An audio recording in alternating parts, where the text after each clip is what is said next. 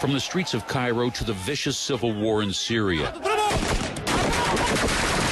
against the backdrop of renewed bombings in Iraq to a flare-up of violence in Lebanon, Israelis see the Middle East as a decidedly more dangerous place than it has been in years. Right here. In the view of Prime Minister Benjamin Netanyahu, the chemical case in Syria demands action because Israel's arch-enemy, Iran, is watching, gauging international resolve against introducing weapons of mass destruction into the fray.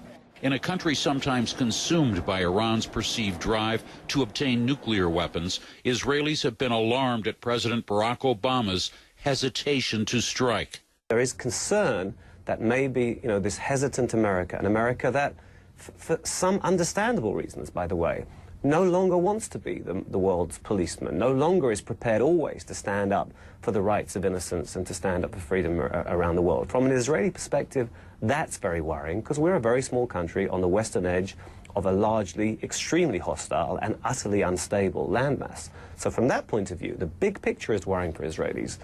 Here on the West Bank, Palestinians have a hard time seeing how a limited U.S. strike would in any way improve the situation for the Syrian people. To the contrary, they fear such a strike could further destabilize a region already in turmoil.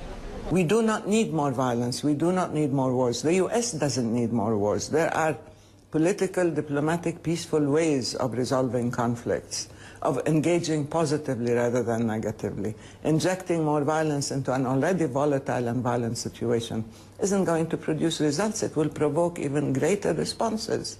As a people of the region, as a people under occupation, we are afraid from such a kind of war. To wage a war in this very critical moment, it is not in favor of peace. In Israel, about two-thirds of the public favors a U.S. strike, but a minority of Israelis and many Palestinians see the G20 summit as an opportunity for the Russians and Americans to at least try once again to work together. Israel has made its position clear, and the Israeli lobby has told the U.S. Congress that despite threats of retaliation against Israel, it favors a punitive strike. As they stocked up on gas masks, Israelis marked Rosh Hashanah, the Jewish New Year, hoping for the best, but braced for anything it might bring. Jim Clancy, CNN, Jerusalem.